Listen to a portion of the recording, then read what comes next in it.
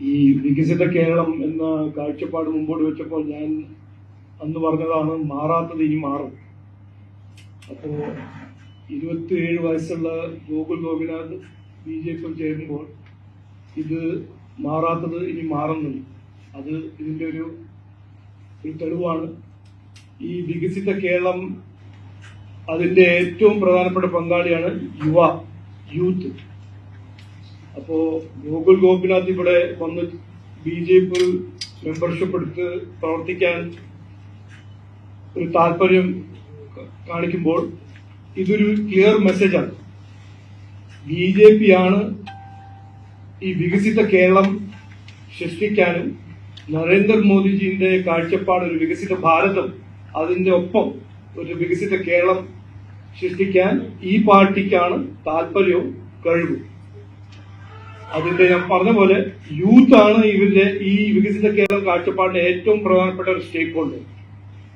അപ്പോ അദ്ദേഹത്തെ ഞാൻ സ്വാഗതം ചെയ്യുന്നു. എല്ലാവിധ എന്റെ ആശംസകൾ, എല്ലാ ബെസ്റ്റ് വിഷസും ഞാൻ അദ്ദേഹത്തിന് കൊടുക്കുന്നു. ഒന്നുകൊണ്ട് കാര്യങ്ങൾ ഇനിയും പറയാനുണ്ട്.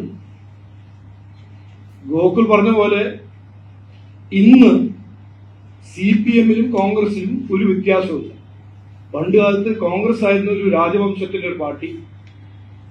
ഇന്ന് കോൺഗ്രസും LDF-ഉം CPM-ഉം ഈ രണ്ട് പാർട്ടിയിലും രാജവംശം, അഴിമതി, വികസനമില്ലാത്തൊരു ദുർഭരണം ആണ് എവിടെ നോക്കിയാലും. അത് 10 കൊല്ലം UPA സർക്കാരായിരുന്നോ, 2004 മുതൽ 2014, അല്ലെങ്കിൽ 2016 മുതൽ 2025 ഇവിടെ, അല്ലെങ്കിൽ കർണാടക, ബാംഗ്ലൂർ ഇന്നലത്തെ ഫ്ലഡ് നോക്കിയാലോ, ഹിമാചൽ പ്രദേശിൽ കോൺഗ്രസ് സർക്കാരോ, കർണാടകയിൽ കോൺഗ്രസ് സർക്കാരോ, തെലങ്കാനയിൽ ഈ രാജവംശം എന്ന് വരുമ്പോൾ ആ ഒരു പാർട്ടിയിൽ രാജവംശം എന്നൊരു ഫിനോമിനൻ വരുമ്പോൾ അതിലൊപ്പം വരുന്നത് അഴിമതിയും ദുർഭരണം.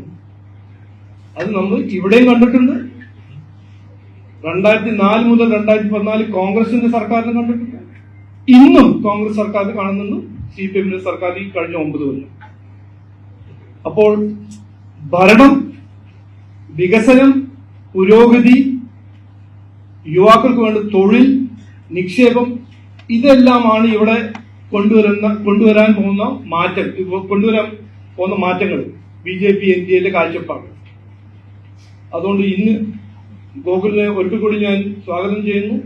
നമ്മളെല്ലാവരും ഒറ്റക്കെട്ടായിട്ട് ഈ വികസിത കേരളം എന്ന കാഴ്ചപ്പാട് ജനങ്ങളുടെ മുമ്പിൽ വെച്ച്, ഈ വികസന സന്ദേശം മുമ്പിൽ വെച്ച് പ്രവർത്തിക്കുമെന്ന് ഞാൻ ആഗ്രഹിക്കുന്നു. നമസ്കാരം, നന്ദി.